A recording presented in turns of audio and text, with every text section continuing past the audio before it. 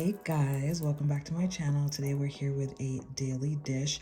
I just want to first of all do a little disclaimer. I didn't have my tripod handy this day, so this entire video is one-handed. I apologize. It's a little bit of a mess, but hopefully I can walk you through it. We're making a whole jerk roasted chicken today in the oven. Here's my chicken. I got it on sale, halal chicken for $8 at my local grocery store. I cleaned it thoroughly with lemon, vinegar, water, and then I cut off the butt bone, split her down the middle, and cut out the backbone. So basically a spatchcock chicken.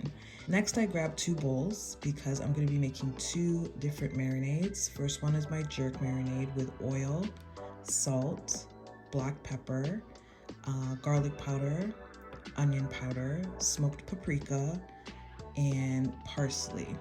Then I add a spoon of green seasoning. I do have a video on my channel on how to make green seasoning. I also add a spoon of jerk seasoning. You can use homemade or store-bought. If you want a video on my homemade, just let me know. But if you use the store-bought, just add a little bit of browning to get that extra dark jerk color. Then you just mix. We're gonna punch it up a little bit with some crushed pimento seeds, some red onions, some scallion, and some minced garlic, and give that a good mix. Mix, and set that aside. Now my second bowl, I'm putting a generous amount of butter. I think I put about 3 tablespoons. Added my chopped garlic, my scallion, my red onions, and white onions as well. And then mix.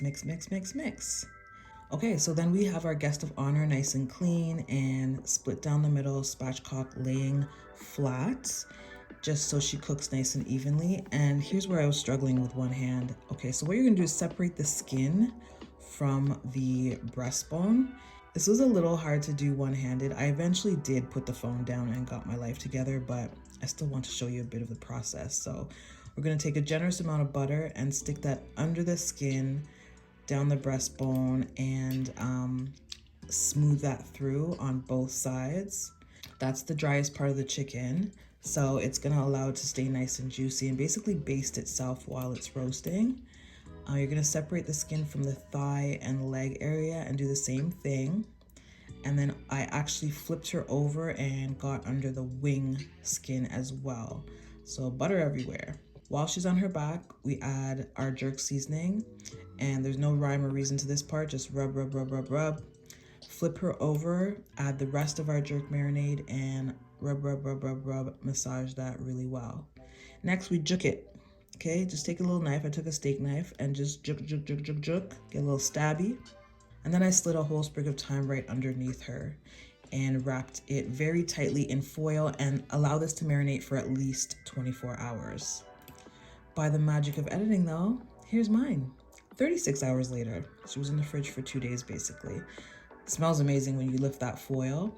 And pop her into the oven for 2 hours at 350, basting every 30 minutes.